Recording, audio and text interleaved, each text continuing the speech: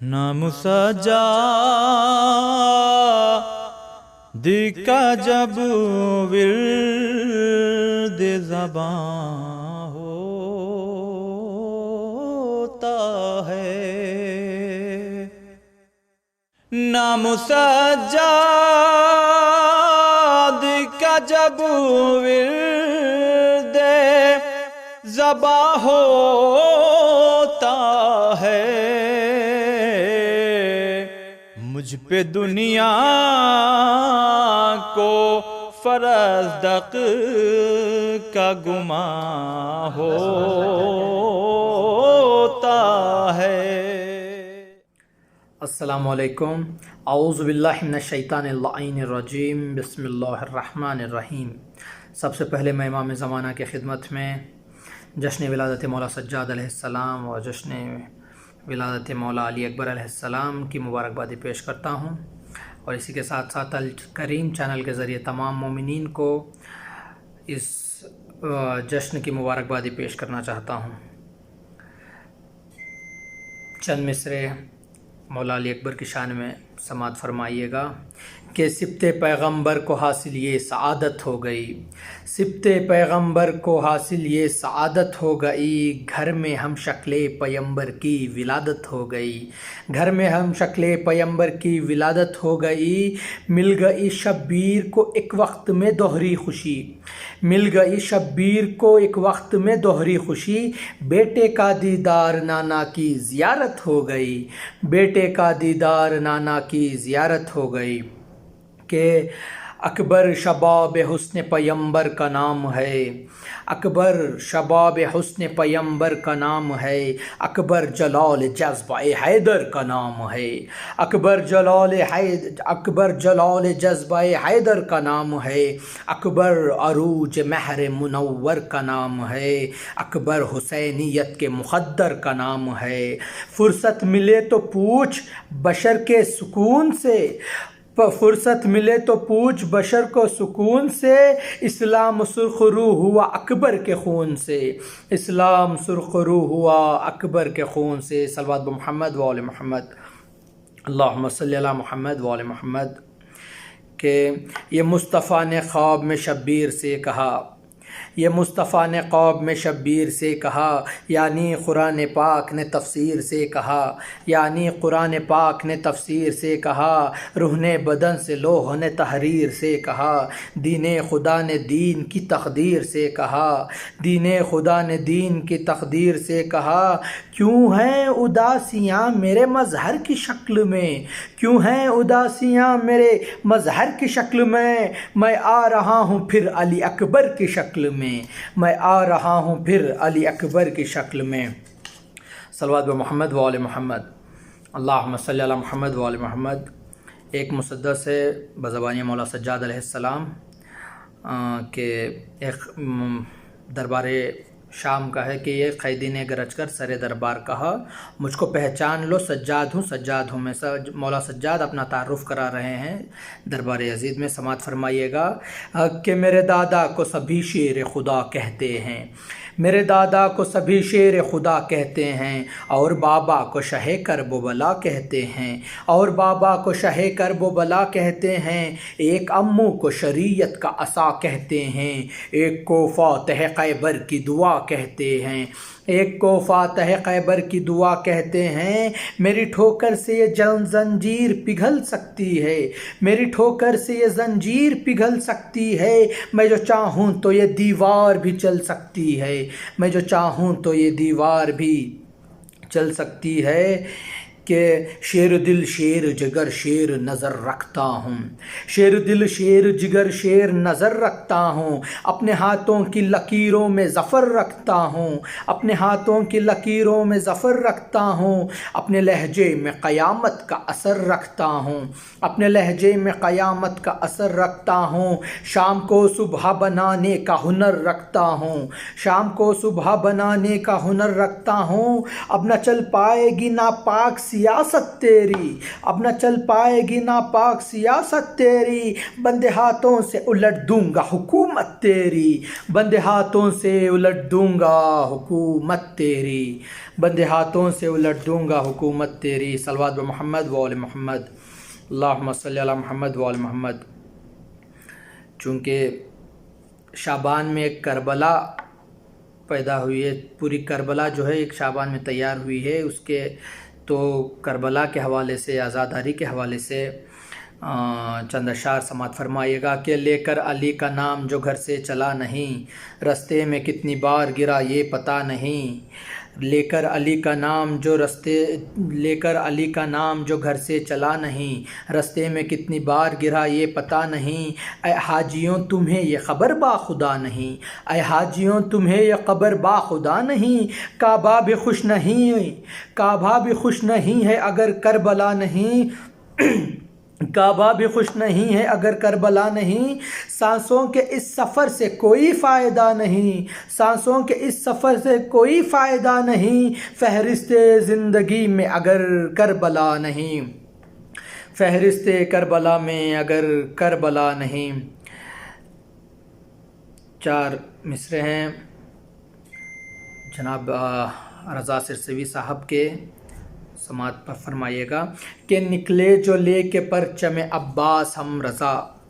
نکلے جو لے کے پرچم عباس ہم رضا،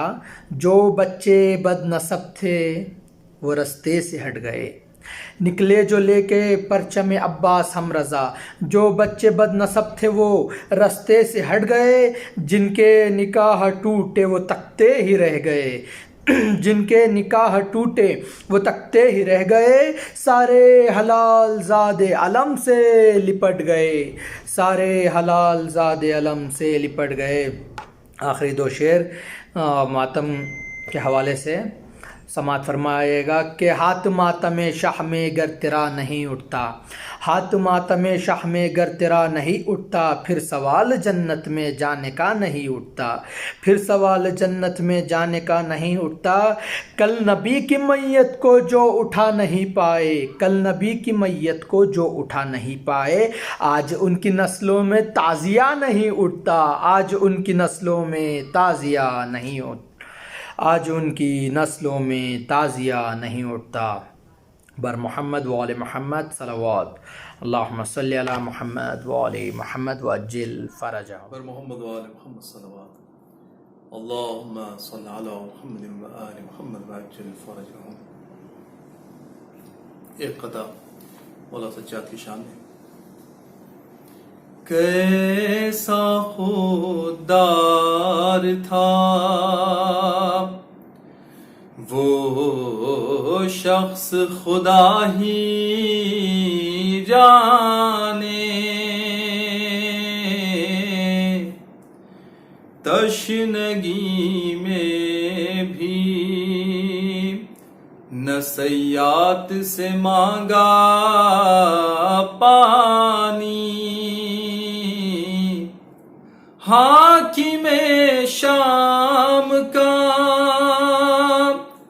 ہیبت سے گلا سوکھ گیا، ظلم نے سید سجاد سے مانگا پانی، ظلم نے سید سجاد سے مانگا پانی، کیسا خوددار تھا۔ اور ایک منقبت کے چند شعر۔ دین احمد کے پاسباں سجا، دین احمد کے پاسباں سجا، دین احمد کے پاسباں سجا، مقصد شہ کے رازداں سجاد، مقصد شہ کے رازداں سجاد، دین احمد تیرے نقش قدم کو حسرت سے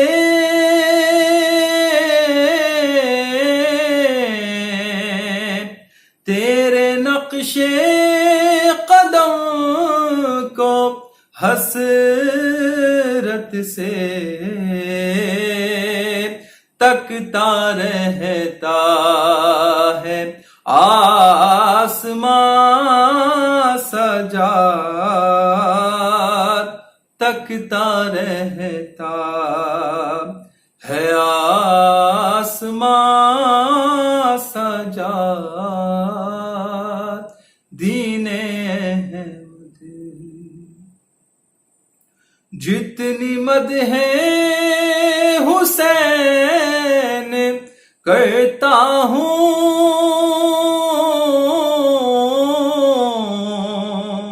جتنی مدح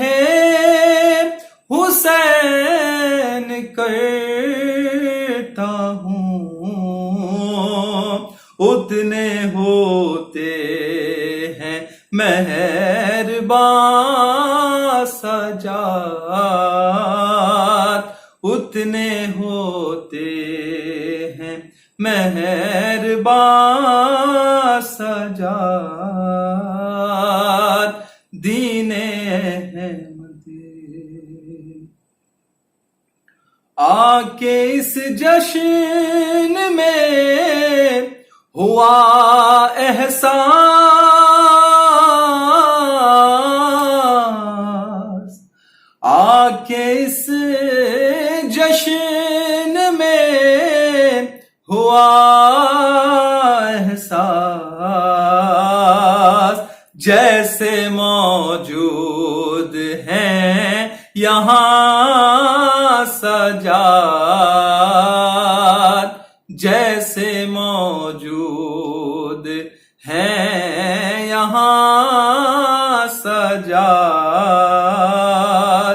دین احمد ڈوب جاتے سفینہ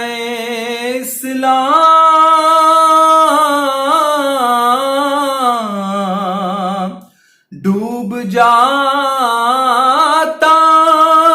سفینہ اسلام، گر نہ بن جاتے بادباں سجاد، گر نہ بن جاتے بادباں سجاد، دین احمد کے پاس باں سجاد، مقصد شہ کے رازداں سجاد، دین احمد محمد وآل محمد صلوات اللہم صلی علی محمد وآل محمد وجل فرجہ۔ ایسا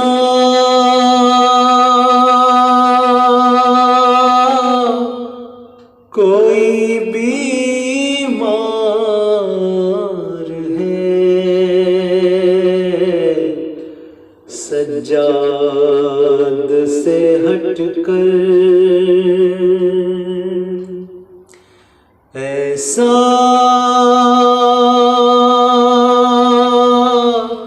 کوئی بیمار ہے سجاد سے ہٹ کر، رکھ دے جو بنا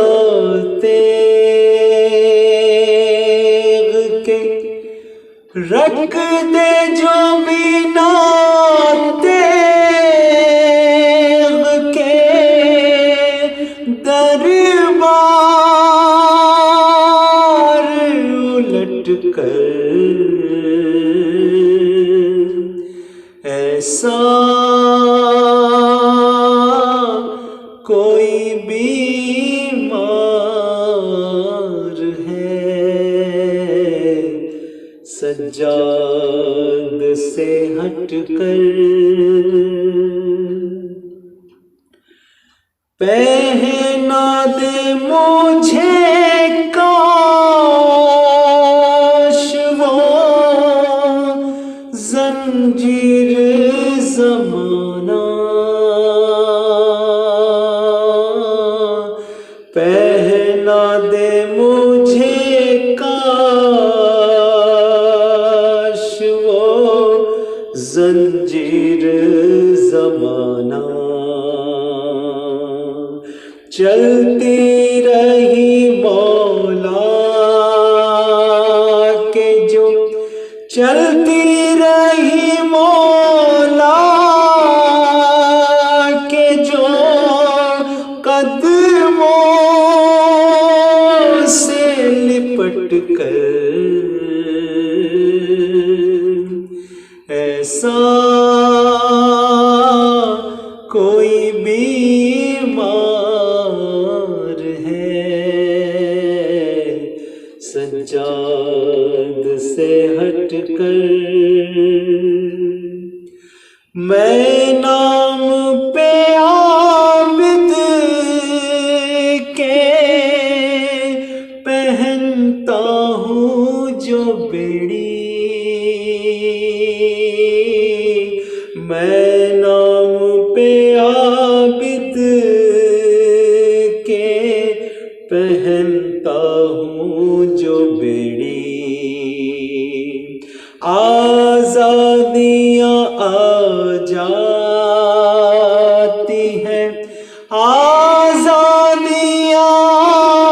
جاتی ہیں قدموں میں سمٹ کر ایسا کوئی بیمار ہے سجاد سے ہٹ کر تم عابد بیمار کو بیمار نہ سمجھو تم عابد بیمار کو بیمار نہ سمجھو دم لے گا ہزاروں سے دم لے گا ہزاروں سے اکیلے ہی نپٹ کر ایسا کوئی بیمار ہے سجاد سے ہٹ کر بے چینیاں رہتی ہیں صدا میرے بدن کو بے چینیاں رہتی ہیں صدا میرے بدن کو ملتا ہے سکون ماتم میں ملتا ہے سکون ماتم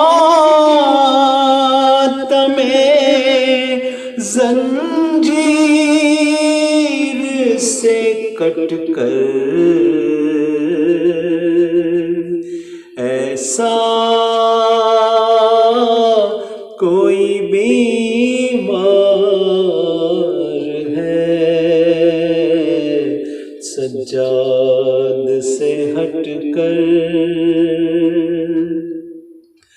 تو ناطق قرآن سے الفت نہیں رکھتا، تو ناطق قرآن سے الفت نہیں رکھتا، کیا فائدہ ہوگا تجھے، کیا فائدہ ہوگا تجھے قرآن کو رٹ کر، ایسا کوئی بیمار ہے سجاد سے ہٹ کر، دادا نے بھی ٹھکرائی تھی، پوتے نے بھی رد کی، دادا نے بھی ٹھکرائی تھی، پوتے نے بھی رد کی، دیکھا نہیں سجاد نے، دیکھا نہیں سجاد نے دنیا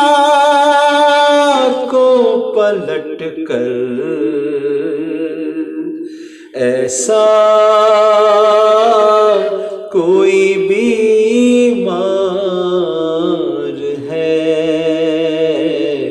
سجاد سے ہٹ کر، جو سید سجاد کے پیروں ہے تکلم، جو سید سجاد کے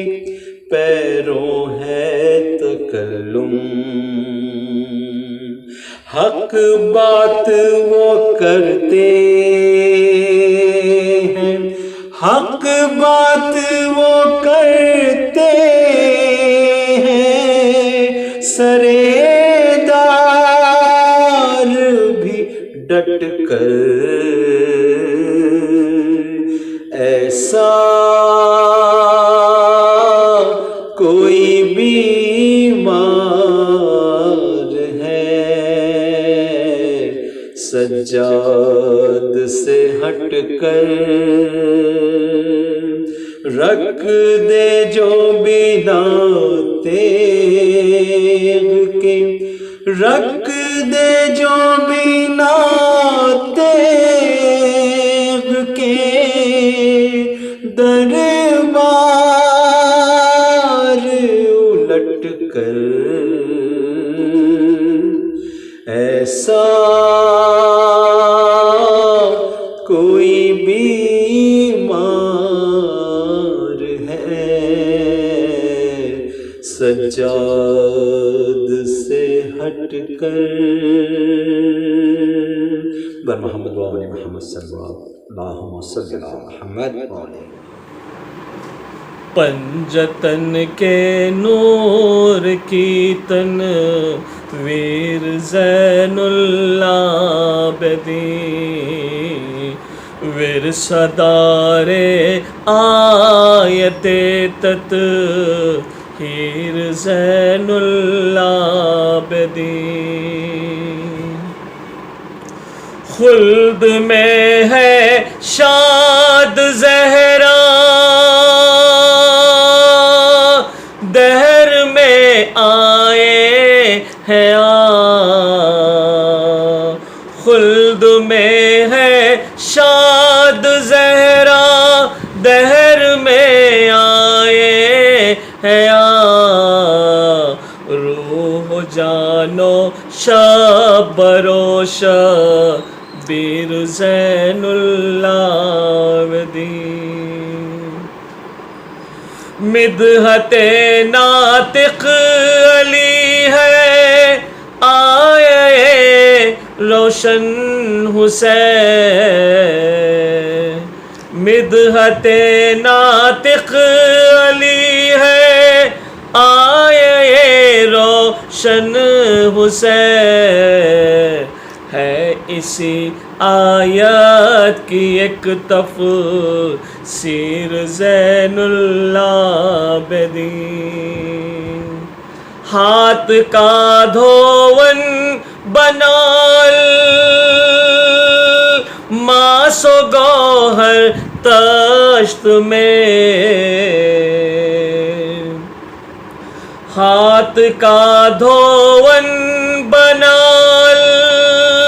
ماس و گوہر تشت میں، یہ زبان صدق میں تصویر زین العابدین، یہ زبان صدق میں تاثیر زین العابدین، زوجہ زائر کو زندہ کر کے اپنی راہ میں، زوجہ زائر کو زندہ کر کے اپنی راہ میں، کر گئے دونوں کے دل تسکیر زین العابدین، پاپیادہ شام تک کانٹوں پہ چلتے ہی رہے، پاپیادہ شام تک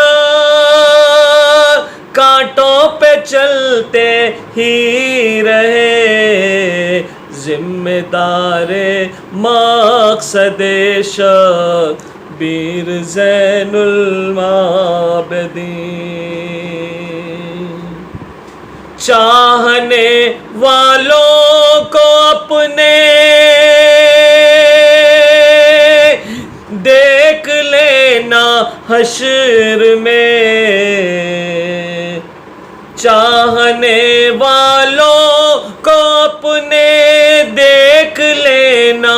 حشر میں، بخش دیں گے خلد کی جاگیر زین العابدین، یاس کو اتنی ہے فریاد دیکھ لینا ایک دن، یاس کو اتنی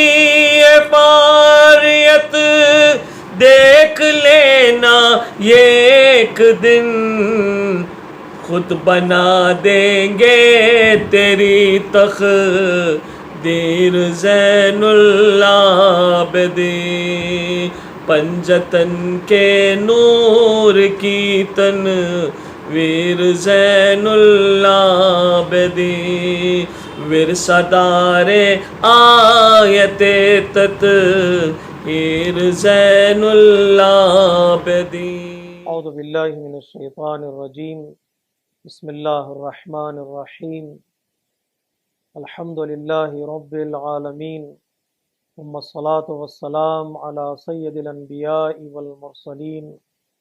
خاتم النبیین، حبیب الہ العالمین، سیدنا و مولانا بالقاسم محمد وعلی اہل بیتہ الطیبین الطاہرین، ولعنۃ اللہ علی اعدائہم اجمعین من یومنا ھذا الی قیام یوم الدین، اما بعد، فقد قال الحکیم فی کتابہ الکریم وقولہ الحق، بسم اللہ الرحمن الرحیم، یا ایہا الذین آمنوا اتقوا اللہ وکونوا مع الصادقین۔ ماہ شعبان المعظم کی آمد ہو چکی ہے، اور یہ مہینہ در حقیقت مختلف ولادتوں کا مہینہ ہے، اور اہل بیت علیہ الصلاۃ والسلام کے گھرانے میں خوشیوں کا مہینہ ہے۔ اس مہینے کی ایک عظیم خصوصیت یہ ہے کہ اس مہینے میں کوئی وفات یا کوئی شہادت کی تاریخ نہیں ہے، بلکہ اس مہینے میں مختلف تاریخوں میں اہل بیت علیہ الصلاۃ والسلام کی مختلف پرسنالٹیز کی ولادت کی تاریخیں ہیں، جو در حقیقت مکتب تشیع کے لیے خوشیوں کی تاریخیں ہیں اور مبارکبادیوں کی تاریخیں ہیں۔ لہٰذا میں ابتدائی میں آپ تمامی خواتین و حضرات کی خدمت میں ماہ شعبان کی مختلف تاریخوں کی مناسبت سے مبارکباد پیش کرتا ہوں اور شکریہ ادا کرتا ہوں الکریم چینل کا کہ جنہوں نے مجھے یہ موقع عطا کیا کہ میں ایک بار پھر آپ سے خطاب کر سکوں۔ خصوصی طور پر جو آج ہماری گفتگو ہوگی وہ پانچویں امام سجاد علیہ الصلاۃ والسلام کی سیرت اور سنت پر گفتگو ہوگی، اور اسی کے ساتھ ساتھ ولادت باسعادت مولا حضرت علی اکبر علیہ الصلاۃ والسلام سے بھی کے متعلق بھی کچھ گفتگو آپ کی خدمت میں پیش کرنے کی سعادت حاصل کریں گے۔ پانچویں امام کی زندگی در حقیقت ہمارے لیے اسوہ حسنہ ہے، مشعل راہ ہے، خصوصی طور پر انقلاب کربلا کے بعد جو پانچویں امام کی زندگی در حقیقت ایک سورج کی طرح چمکتی ہوئی ہمیں نظر آتی ہے، اور اس انقلاب کے نتیجے میں جو آپ کی پرسنالٹی ایک سماج میں اور ایک معاشرے میں ابھر کر آئی ہے، اس کی چند گوشے آپ حضرات کی خدمت میں پیش کرنے کی سعادت حاصل کر رہے ہیں۔ خصوصی طور پر مکتب تشیع کے جو ماننے والے ہیں، انقلاب کربلا کو جو بعنوان اسوہ اور انقلاب کربلا کو جو بعنوان میریکل کے طور پر ہم دیکھتے ہیں، اس انقلاب کے پیچھے جو محنتیں ہوئی ہیں، جو اس انقلاب کے بعد جو تلاش کی گئی ہے، وہ محنتیں اور وہ تلاش پانچویں امام سے منسوب ہیں اور حضرت زینب سلام اللہ علیہا سے منسوب ہیں۔ کسی مفکر نے بڑا خوبصورت جملہ کہا ہے کہ ماہ شعبان میں جتنی بھی ولادتیں ہوئی ہیں ان سب کا تعلق اور کنیکشن انقلاب کربلا سے ہے یا پھر انتقام خون شہیدان کربلا سے ہے۔ اس مہینے میں ولادت سے آغاز ہوگا یہ مہینہ حضرت زینب سلام اللہ علیہا کی، اور نیمہ شعبان ولادت کی تاریخ ہے امام زمانہ کی، جو در حقیقت منتقم خون شہیدان کربلا ہے۔ پانچویں امام کی زندگی کو ہم 5 حصوں میں بیان کر سکتے ہیں۔ جو انقلاب کربلا کے بعد ہمیں وہ آپ کی سیرت اور سنت نظر آتی ہے، جو نہ تنہا آپ کی ذمہ داریاں بھی اس میں چھپی ہوئی ہیں اور ہمارے لیے ایک بہترین درس اور میسیج بھی چھپا ہوا ہے۔ انقلاب کربلا کے بعد جو پہلی ذمہ داری آپ کے کندھوں پر رہی اور آپ نے بحسن و خوبی اس رسپانسبلٹی اور اس ذمہ داری کو نبھایا اور کربلا جیسے انقلاب کا پیغام اپنے کندھوں پر اٹھایا اور آپ پر ہونے والے ظلم و ستم کو برداشت کیا، صبر کے ساتھ تحمل کے ساتھ آپ نے اس کربلا کے میسیج کو دنیا کے گوشے گوشے تک پہنچایا۔ آج جو ہمارے یہاں عزاداری کو بعنوان ایک تحفہ اور بعنوان امانت اور بعنوان ایک معجزے کے طور پر دیکھا جاتا ہے، اس عزاداری کے پیچھے امام سجاد علیہ الصلاۃ والسلام کی محنتیں رہی ہیں۔ تو لہٰذا اس عنوان سے آپ کی زندگی کا مطالعہ کر سکتے ہیں کہ محافظت کربلا میں یا تحفظ کربلا میں آپ نے عظیم رول ادا کیا ہے۔ کس طریقے سے آپ نے اس انقلاب کو زندگی بخشی، اس انقلاب کو دوام بخشا، اس کی طرف توجہ کرنا بہت ضروری ہے۔ کبھی آنسوؤں کے ذریعے سے کہ آپ کی آنکھوں سے واقعات کربلا کو، واقعات کوفہ کو، واقعات شام کو بیان کرتے ہوئے جو آنسو نکلتے تھے، در حقیقت ہر آنسو جو آپ کی آنکھ سے نکلتا تھا وہ کربلا کا ایک میسیج لیے ہوتا تھا، کربلا کا ایک پیغام لیے ہوتا تھا۔ کبھی مجالس عزا میں شرکت کے ذریعے سے، کبھی آپ پریکٹیکل طور پر جب مدینے کی گلیوں میں آپ کسی گلی سے گزرتے، وہاں پر دیکھتے کہ کوئی ایسا حادثہ، ایسا واقعہ رونما ہو رہا ہے جس کے ذریعے سے کربلا کی یاد تازہ ہو سکتی ہے، تو آپ نے اس واقعے کو، اس رونما کو کربلا کے واقعات اور کربلا کے حادثات میں تبدیل کیا اور اس کو لوگوں کے سامنے پیش کیا۔ مثلا جب آپ کسی قصاب کی دکان پر پہنچتے جہاں پر حیوانات کو، گوسفندوں کو ذبح کیا جاتا تھا، تو آپ کھڑے ہو کر قصاب سے سوال کرتے کہ کیا تم قصاب کو ذبح کرنے سے پہلے پانی پلاتے ہو؟ کیا ذبح کرنے سے پہلے خنجر کو تیز کرتے ہو؟ ذبح کرنے سے پہلے حیوان کا خیال کرتے ہو؟ تو ظاہر سی بات ہے جو اسلامک اصول ہیں ایک حیوان کے ذبح کرنے کے لیے، قصاب وہاں سے آپ کو یہی جواب دیتے کہ ہاں مولا، ہم ان ساری چیزوں کو رعایت کرتے ہیں۔ تو آپ اسی واقعے کو، اسی سوال و جواب کو آپ کربلا سے ریلیٹ کر دیتے تھے اور آپ گریہ کرنا شروع کرتے، کربلا کے واقعات کو بیان کرنا شروع کرتے کہ ایک حیوان کو تو پانی پلایا جا رہا ہے کہ ہائے میرے بابا کو دشت کربلا میں پانی کے بغیر ذبح کر دیا گیا اور کند خنجر سے آپ کے گلے کو کاٹا گیا۔ ظاہر سی بات ہے کہ اس کو ہم مصائب کے طور پر بیان کرتے ہیں، لیکن یہ در حقیقت امام سجاد علیہ السلام نے ان کو تبلیغ کے ذرائع اور تبلیغ کے ویپنز کے طور پر استعمال کیا، اور اب اس طرح آپ نے کربلا کے میسیج کو، کربلا کے پیغام کو پہنچایا۔ خصوصی طور پر ایک طریقہ جو تبلیغ کا امام سجاد علیہ السلام نے کربلا کے پیغام کو پہنچانے کے لیے اپنایا تھا، وہ طریقہ آج بھی معتبر ہے، وہ آج بھی وہ طریقہ ایک خوبصورت طریقہ بن سکتا ہے جس کی طرف آیت اللہ العظمیٰ سید علی خامنئی نے اشارہ کیا ہے کہ جب تم جاؤ گے اربعین کے موقع پر کربلا نجف، تو وہاں پر ایک تبلیغ جو روزہ کرتا ہے، ایک تبلیغ جو مجالس عزا کرتی ہیں، ایک تبلیغ جو عزاداری کے طور پر ہم دوسرے لوگوں تک وہ پیغام کربلا کو پہنچاتے ہیں، تو آپ نے فرمایا ایک تبلیغ ہونا چاہیے، فیس ٹو فیس تبلیغ ہو، چہرے بے چہرہ، یعنی ایک انسان دوسرے انسان سے ملاقات کرے، اس کی زندگی کے بارے میں پوچھے، اس کی زندگی میں رونما ہونے والے واقعات، حادثات اور مشکلات اور پرابلمز کے بارے میں سوال کرے، اور دینی مشکلات کے بارے میں سوال کرے، اس کو حل کرنے کی کوشش کرے۔ ایک دوسرے سے جب گفتگو ہوگی، بات ہوگی، تو ظاہر سی بات ہے اس کا اثر اور اس کا امپیکٹ زیادہ ہوتا ہے۔ یہ طریقہ جو در حقیقت امام سجاد علیہ السلام نے اپنایا تھا کہ جب بھی آپ کسی صحابی سے ملاقات کرتے، جب بھی آپ کسی مدینے میں آنے والے سے ملاقات کرتے، تو فیس ٹو فیس آپ اسے گفتگو کرتے اور کربلا کے میسیج کو اس تک پہنچاتے۔ جیسے راستے میں بھی امام نے اس بات کی طرف خیال کیا تھا کہ جب کسی بزرگ نے آپ سے سوال کیا کہ آپ کون ہیں، تو آپ نے فیس ٹو فیس اسے تبلیغ کرنے کا جو طریقہ تھا اپنایا، آپ نے قرآن کی آیتوں کی تلاوت کی اور اس کے دل تک کربلا کے میسیج کو پہنچا دیا۔ تو لہٰذا جو سب سے پہلی ذمہ داری ہے نبھائی امام سجاد علیہ السلام نے کربلا کے بعد، وہ تحفظ کربلا کی ہے، کربلا کے پیغام کو پہنچانا ہے۔ اس کے سائے میں جو ہماری ذمہ داری ہے وہ یہ کہ ہم ان چینلز کے ذریعے سے، مجالس عزا کے ذریعے سے، محافل کے ذریعے سے، مکاتب اور مدرسوں کے ذریعے سے، یا فیس ٹو فیس لوگوں کے ساتھ ملاقات کے ذریعے سے ہم کربلا کے میسیج کو پہنچاتے رہیں، اس لیے کہ ہم سب کی ذمہ داری ہے کہ بعنوان اولاد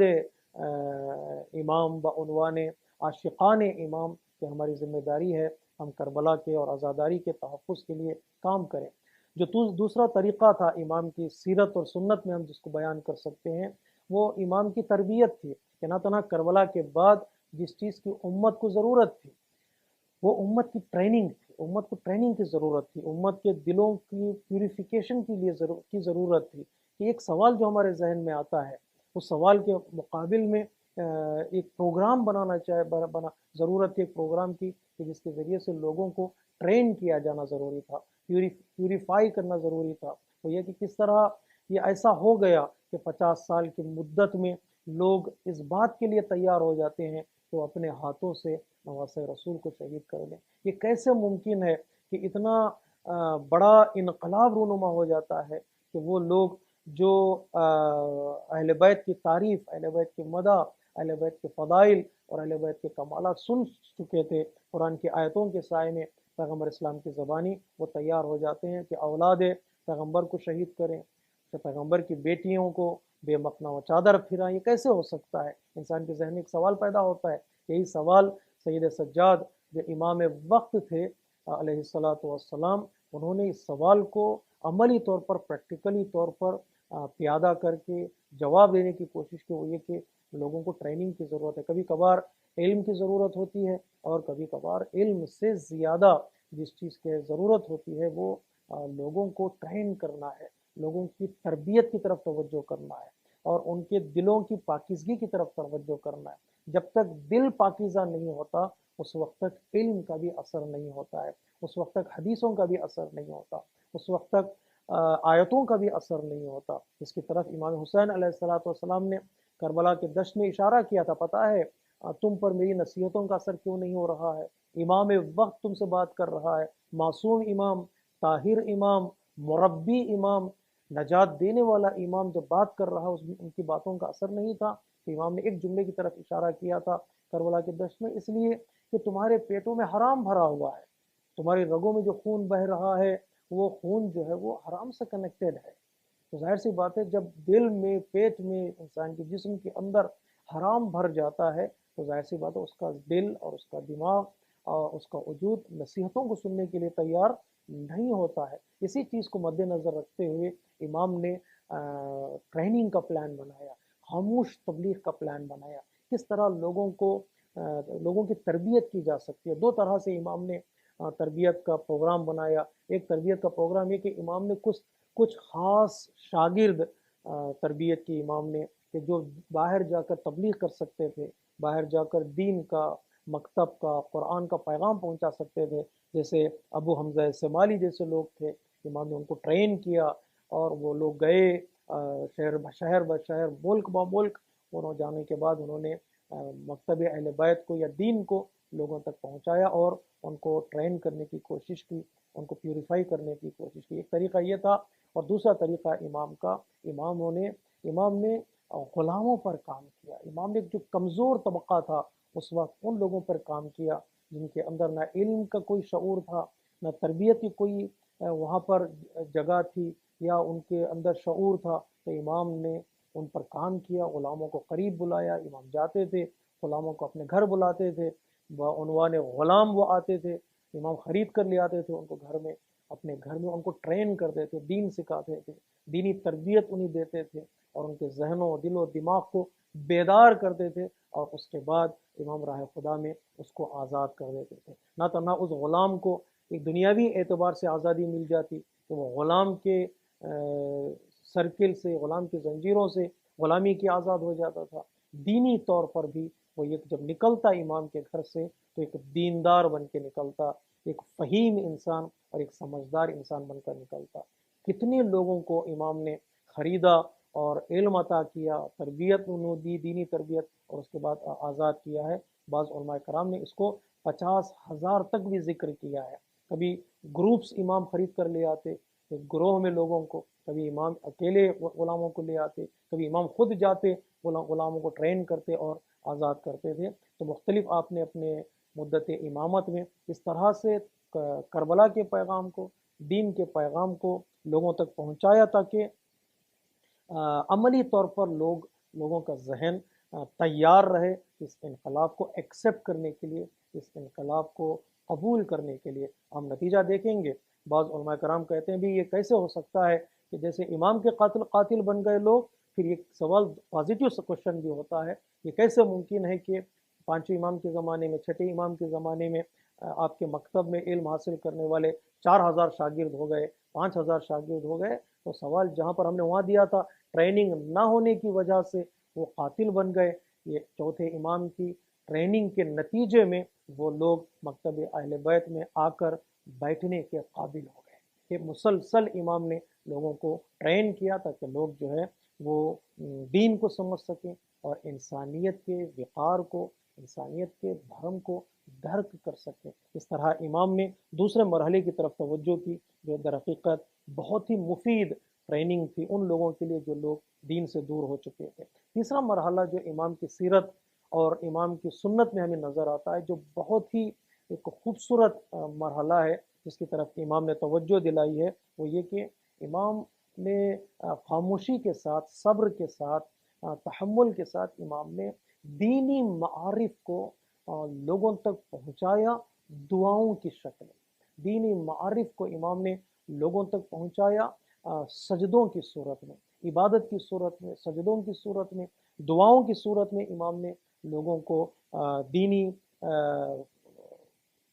چیزیں اور دینی معارف کو، معرفت کو پہنچایا تاکہ لوگ اس کو اٹھا سکیں۔ کوئی آ نہیں رہا تھا امام کے پاس سیکھنے کے لیے، کوئی آ نہیں رہا تھا امام کے مکتب میں بیٹھ کر علم حاصل کرنے کے لیے، اس لیے کہ دشمنوں کا نرغہ تھا، دشمنوں کی حکومت تھی۔ جو لوگ کربلا میں لوگوں کو، جو لوگ شہید کرنے والے تھے، وہ لوگ مدینے میں بھی موجود تھے، مدینے میں پر بھی یزید اور یزید کے نمائندوں کی حکومت تھی۔ کوئی امام کے قریب نہیں آ رہا تھا، تو امام نے جو طریقہ اپنایا دعاؤں کی شکل میں لوگوں تک دین پہنچانے کا، حتیٰ محبت اہل بیت، فضیلت اہل بیت کو پہنچانے کا، وہ ایک یونیک طریقہ تھا، ایک نرالا طریقہ، جو بڑا ہی خوبصورت طریقہ بعد میں نظر آیا کہ امام نے دعاؤں کے ذریعے سے کس طرح لوگوں تک علم پہنچایا، لوگوں تک تقویٰ پہنچایا، لوگوں تک اخلاص کا پیغام دیا اور اہل بیت کے فضائل کو بیان کیا۔ اب کوئی بھی صحیفہ سجادیہ کی دعا آپ اٹھا کر پڑھیں اول سے آخر تک، وہاں پر توحید کا سبق بھی ملے گا، عبادتوں کا پیغام بھی ملے گا، دینی معارف بھی ملیں گے، وہاں پر ایک ریلیجیس جو نالج ہوتی ہے انسان کو نصیب ہوتی ہے، اور درمیان میں جہاں دعا کا ایک ٹکڑا، ایک فریز ختم ہوتا تھا تو امام کہتے تھا اللہم صلی علی محمد و آل محمد۔ دعا پڑھتے پڑھتے آدمی اہل بیت علیہ السلام کے فضائل تک پہنچ جاتا تھا۔ کتنا خوبصورت طریقہ امام نے اپنایا۔ مجموعی طور پر امام نے ایک پیکیج دینی معارف کا صحیفہ سجادیہ کی صورت میں لوگوں تک امام نے پہنچا۔ یہ بہترین طریقہ تھا۔ یہ طریقہ جو ہے آج بھی یہ یونیک طریقہ ہے کہ بعض علاقوں میں، بعض جگہوں میں جہاں پر کھل کر عزاداری، کھل کر دین کے پیغام کو پہنچانے کی اجازت نہیں ہوتی ہے، وہاں پر یہ امام کا طریقہ آج بھی کام آنے والا ہے کہ دعاؤں کی محفلیں، دعاؤں کے بزم سجائے جائیں، لوگ بیٹھیں دعا کریں، کم از کم اپنی طرف سے دعا نہیں، یہ صحیفہ سجادیہ کی دعاؤں کی تلاوت کریں ترجمے کے ساتھ، تو انسان تک وہ دینی معارف پہنچ جاتے ہیں اور انسان دین سے اور انسان مکتب سے آشنا ہو جاتا ہے۔ یہ طریقہ امام نے بڑا خوبصورت اپنایا۔ اور چوتھا طریقہ جو امام نے اپنایا، وہ ہر امام کی زندگی میں یہ چیزیں نظر آتی ہیں، خصوصی طور پر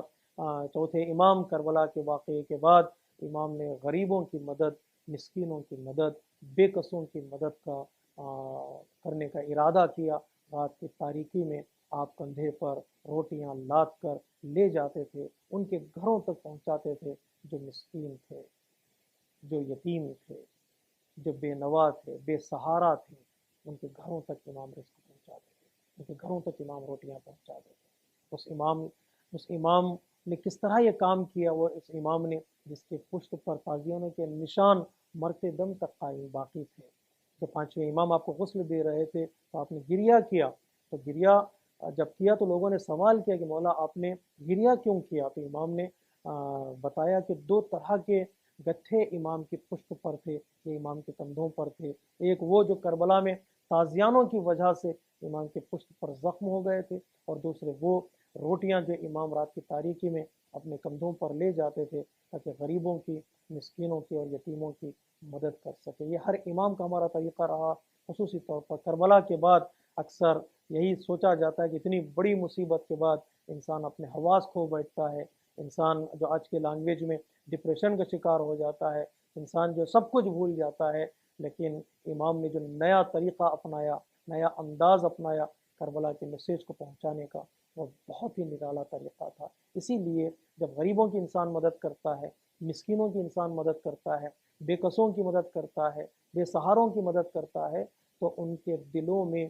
امام کی محبت پیدا ہو جاتی ہے، ان کے دلوں میں امام سے عشق پیدا ہو جاتا ہے، اس لیے کہ خدمت کے مقابل میں جو اللہ تبارک و تعالیٰ انعام دیتا ہے انسان کو، تو اس کی محبت لوگوں کے دلوں میں ڈال دیتا ہے، لوگوں کے دلوں میں وہ عشق پیدا کر دیتا ہے۔ آج 1400 سال بعد جو ہم امام کو یاد کر کے امام کا تذکرہ کر رہے ہیں، امام کے نام کا جشن منا رہے ہیں، امام کی مدح میں قصیدے پڑھ رہے ہیں، منقبت لکھ رہے ہیں، یہ اس کا نتیجہ ہے کہ اللہ تبارک و تعالیٰ نے ان خدمتوں کے ذریعے سے، اس انفاق اور اس مدد کے ذریعے کے بدلے میں لوگوں کے دلوں میں اس انسان کی اللہ تبارک و تعالیٰ نے محبت ڈال دی ہے، اور یہ محبت اتنی قیمتی ہے، اس کے مقابل میں اس محبت کو کسی اور چیز سے بدلا نہیں جا سکتا، اس محبت کو بیچا نہیں جا سکتا، اس محبت کا کوئی دنیا میں خریدار بھی نہیں ہو سکتا۔ یہ تو اماموں کی زندگی تھی، معصومین کی زندگی تھی، جو در حقیقت ریسپانسبل لوگ تھے، ذمہ دار لوگ تھے، جنہوں نے زندگی گزاری ہے۔ میں ایک واقعہ اسی سے ملتا جلتا جو مولا علی اکبر علیہ السلام کی زندگی سے بیان کر دوں، تاکہ ان دونوں شخصیتوں کو، یہ دونوں علی کا تذکرہ میں اس محفل میں حق ادا کر چکا ہوں، تو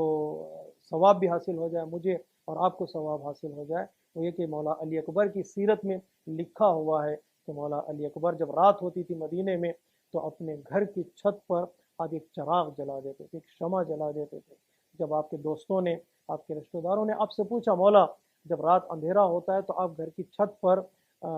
چراغ کیوں جلا دیتے ہیں، کیوں شمع روشن کر دیتے ہیں؟ ایک مرتبہ علی اکبر نے کہا کہ رات کی تاریکی میں اگر کوئی مسافر باہر سے مدینے میں آئے اور اندھیرے میں اسے پتہ نہ چلے کہاں جانا ہے، اسے بھوک لگے، اسے سہارا نہ ہو اس کے پاس، تو وہ کس کے گھر جائے، کہاں کھائے گا، کہاں اسے سہارا ملے گا؟ میں نے چراغ کو اس لیے جلا دیا ہے تاکہ آنے والے کو پتہ چل جائے کہ مدینے میں ایک گھر ہے جہاں چراغ جلا ہوا ہے، اس گھر میں مجھے کھانا بھی ملے گا، اس گھر میں مجھے آسرا بھی ملے گا اور سہارا بھی ملے گا۔ جو علی اکبر جوانی کے عالم میں اس طرح کی سوچ رکھتے ہیں، اس طرح انہوں نے خدمت کی ہے لوگوں کی، تاکہ آنے والوں کو کوئی پریشانی نہ ہو، آنے والوں کو کوئی مصیبت نہ ہو۔ یہ خاندان اہل بیت کا انداز تھا لوگوں تک اپنی خدمتوں کو پہنچانے کا، اور یہ خاندان اہل بیت کا طریقہ تھا تاکہ لوگوں تک انسانیت کے پیغام کو پہنچانے کا، اور انہوں نے پہنچایا، اور ایک کامیاب اور ایک سکسیسفل زندگی گزار کر وہ اس دنیا سے چلے گئے۔ لیکن ہمارے لیے ان کی زندگی اسوہ حسنہ ہے، چاہے چوتھے امام کی زندگی ہو یا مولا علی اکبر کی زندگی ہو۔ ان کی زندگی سے آج کی شب جو ہم ایک پیغام لے سکتے ہیں وہ یہ کہ اگر ہم کسی کی مدد کر سکتے ہیں کہ کرنا بھی چاہیے، کسی نہ کسی طریقے سے ایک کسی غریب کی مدد کریں، ایک کسی یتیم کو سہارا دیں، ایک کسی بے کس کے سہارا بنے، ایک گرتے ہوئے کو تھامیں، بلند کریں اور اسے اٹھائیں، اور ایک بے کس اور مفلس کے ہاتھ کو تھامیں بنام امام سجاد علیہ السلام اور بنام حضرت علی اکبر علیہ السلام۔ جب اس طرح ہم ایک دوسرے کی مدد کرنے لگیں گے تو وہ دین کے قریب آئیں گے، وہ عاشق امام چہرم ہوں گے، اور وہ عاشق مولا علی اکبر علیہ السلام ہوں گے۔ اللہ تبارک و تعالی مجھے اور آپ کو توفیق دے کہ اس ولادت کے موقع پر ہم اس امام ہمام سے اور اس نوجوان اہل بیت سے ہم یہ سبق حاصل کر سکیں، یہ پیغام لے سکیں، اور اپنی زندگی کو دن بدن خوبصورت بنا سکیں انشاءاللہ۔ وآخر دعوانا ان الحمدللہ رب العالمین۔ السلام علیکم ورحمۃ اللہ وبرکاتہ۔